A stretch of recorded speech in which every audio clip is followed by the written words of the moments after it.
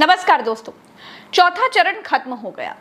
चौथे चरण के बाद देश के 18 राज्यों में चुनाव भी खत्म हो गए। 380 सीटों पर वोटिंग हो गई है। अब केवल 163 सीटों पर वोटिंग होनी बची है। तो सबसे बड़ा सवाल ये है कि बीजेपी इन 380 सीटों में आखिर कितनी सीटें जीत रही है। बहुमत आ रहा है या फिर मोदी को झोला उठाकर जाना पड़ेगा। तो दोस्तों, चौथा चरण बीजेपी का सबसे मजबूत चरण था और चौथे चरण में देश की जनता ने कमाल कर दिया। जनता के आगे बीजेपी खिसियाई हुई दिखाई दी।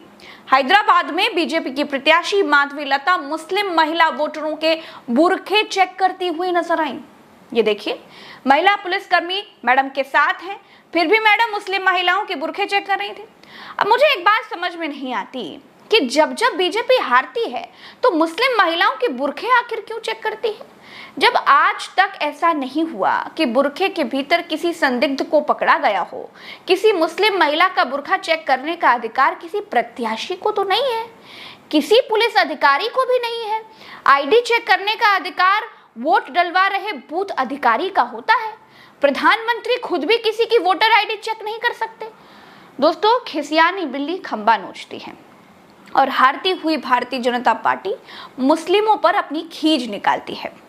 तो कुल मिलाकर कहने का मतलब यह है दोस्तों कि ओवैसी ने गोदी मीडिया की प्यारी माधवीलता को बहुत बुरी शिकस्त दी है।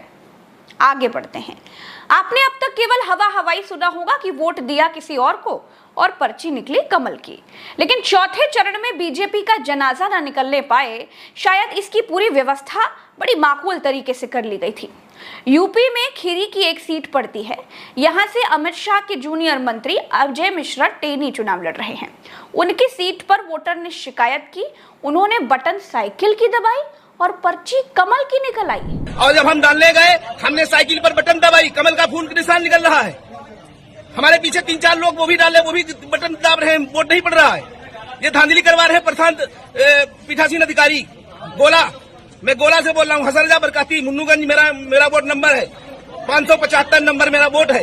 क्या हो गया आपके साथ? मैंने वोट डालने गई, उसमें सर मैंने वोट डाला, मुझसे घर में बताया गया था जो साइकिल पे देना उसमें साइकिल ही छपके आएगी, उसमें फूल छपके आया सर। मैंने कहा देखिए सर वो फूल छप कर आपकी वोट पल गई, जाइए बाहर बात कीजिए। अब दोस्तों मध्य प्रदेश चलिए। यहाँ उज्जैन में जब लोग ठोक ठोक कर इंडिया को वोट कर रहे थे तो ये पीठासीन इलेक्शन अधिकारी मैडम लोगों से मोदी को वोट देने की अपीलें कर रही थी। जब ये मैडम बाहर आई और लोगों ने इनसे पूछा तो माफी मांगने लगी, कहने लगी कि कहो तो पैर छू लूं, मुझसे गलती हो गई। दोस्तों, मैडम ने स्वेच्छा से ऐसा किया होगा ऐसा नहीं है। सरकारी पीठासीन अधिकारियों को भी बीजेपी को वोट देने के लिए गिड़गिड़ाना पड़ जाए तो समझिए चौथे चरण में लोगों ने बीजेपी का कैसा मोर बनाया होगा। चलिए आगे बताती हूँ। शाहजहांपुर में वहां भी बीजेपी की हालत बहुत पतली दिखाई दी। यहां तो हद ही हो गई दोस्तों। पुलिस बीजेपी के प्रधान की गाड़ी में घूम रही थी, जी हाँ, और मतदान को प्रभावित कर रही थी।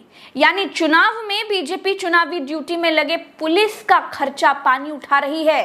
पुलिस बीजेपी की नौकर बनी दिखाई दे रही थी। हमेशा पुलिस गड़बड़ लोगों को पकड़ती है, लेकिन मोदी के अमृतकाल में यह हो रहा है कि चुनाव में लोग पुलिस को बीजेपी के साथ पकड़ते नजर आए। लोगों ने बीजेपी और पुलिस की मिली भगत पकड़ी तो पुलिस के मुंह से थूक तक नहीं निकला। बेशर्म पुलिस वाले गाड़ी से बाहर तक नहीं निकले। आपने बोला कि नहीं बोला? सॉरी बोला ना, मैंने बोला तो सॉरी, कान पकड़ के सॉरी बोल रही हूँ। तो काहे के लिए बोला फिर आपने? अरे बाबा सॉरी बोल रही हूँ, दादा मैं तेरे पैर पकड़ लूँ? पैर वगैरह मत है ना, ऐसा कुछ भी नहीं है हमारे मन में भी नहीं। आप हट जाओ, हम लोगों आप तो हमको आप चाहिए नहीं यहाँ पे दिन भर। आप बोलते हो आप मतदान केंद्र को प्रभावित कर रहे हो आप मोदी करके। अरे नहीं भैया, मोदी क्यों करेंगे हम? मैंने आंखों के सामने बोला, मैं खुद लाइन में लगा था। मैं क्यों बोलूंगी ऐसा? मेरा आपने मेरे सामने नहीं बोला। हाँ।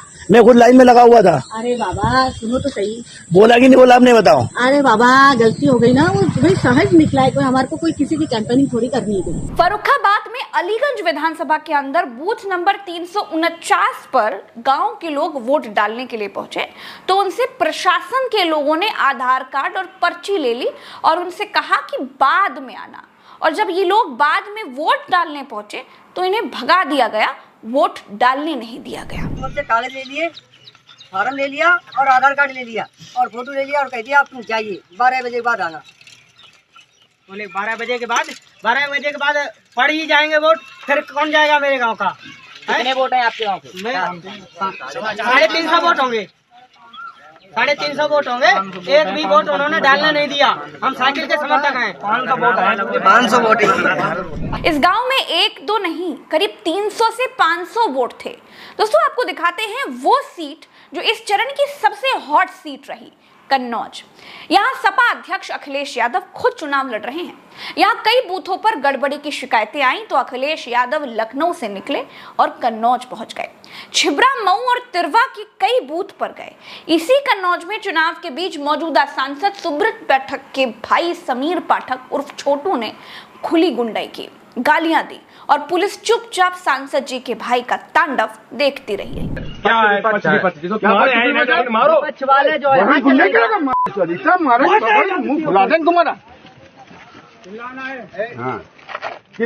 किसे मारा बताओ? किन्ने चलाओ, किन्ने मारो? राहुल यहाँ तुम्हारो में पकड़ा इनका भाई राहुल, इसने मेरी उंगली ऐठी 3 बार। तुम गाली दोगे आदमों को? गाली दे रहे गाली, ज्यादा गुंडाई करी, मार लपड़ डाले मुंह। मैं एडवोकेट भी हूँ। कोई नहीं, तुम जय धन। अरे कोई दिक्कत नहीं, गुंडाई करोगे? एडवोकेट के नाम पे गुंडाई करोगे? आप बोलिए पाठक जी, आप बोलिए। हाँ, तुम एडवोकेट के नाम पे गुंडाई करोगे? आप बोलिए, आप बोलिए। लाइव चल रहा है, सब लाइव चलाओ। हमारे घर का वोट सब लाइव चल रहा है, वीडियो बनाओ, सब लाइव चल रहा है। प्रशासन को आप लोग रोकना मत, बिल्कुल इस तरह गाली गलौज सब होने दो। हाँ ठीक है।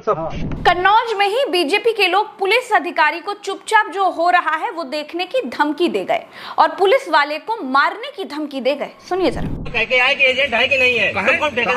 शांति से यहाँ पे देखो, चौधरी इधर हो समझो, बीच में नहीं हो।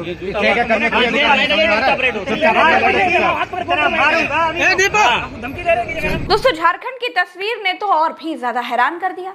यहाँ एक लोकसभा सीट है सिंहभूम। इस सीट पर बीजेपी ने मोदी की फोटो लगी हुई पर्चियां बांटी। ये पर्चियां लेकर वोट डालने जा रहे थे लोग। अब आप पूछेंगे, हे भगवान, चौथे चरण का चुनाव इस तरह से हुआ तो चुनाव आयोग कहां था? तो दोस्तों हम ये कह सकते हैं कि भारत के चुनाव आयोग का अब इंतकाल हो चुका है, वो मर चुका है, नमक का कर्ज अदा कर रहा है। अब सवाल ये है कि चौथा चरण खत्म होने के बाद बीजेपी की सीटें कितनी आ रही हैं, तो उसका जवाब भी सुनते चलिए। 70 से 75 सीटों का लॉस है और आने वाले टोटल मुझे लगता है कि ये 200 मतलब टोटल जब रिजल्ट आएंगे तो ये 200 मतलब 190 से लेके 230 के बीच में ऑस्कलेट होगा ये फिगर। यदि हम देख रहे हैं कई जगह जनता चुनाव लड़ रही है, by and large common factor इस चुनाव में जो देखने को मिला वो महंगाई और बेरोजगारी। दोस्तों वरिष्ठ पत्रकार क्या कहते हैं आपने वो समझा, वोटिंग के समय जो हुआ आपने वो देखा, तो परेशान कौन है बताइए? आपने क्या देखा? जलाया हुआ कौन है? क्या आपको बीजेपी का 400 सीटों वाला माहौल कहीं दिखाई दिया? तो अब आप कमेंट में बताइएगा कि चौथा चरण बीजेपी के लिए आखिर कैसा रहा। चौथे चरण से बीजेपी को सत्ता से बाहर जाने का डर दिखाई दिया। चौथा चरण बीजेपी के लिए सबसे मजबूत माना जा रहा था, लेकिन यही चौथे चरण में बीजेपी बिल्कुल पंचर होती हुई नजर आई। अब केवल 163 सीटों पर चुनाव होना बाकी है। इस वीडियो में फिलहाल के लिए तो इतना ही। हम चलते हैं। राम राम, दुआ सलाम, जय हिंद।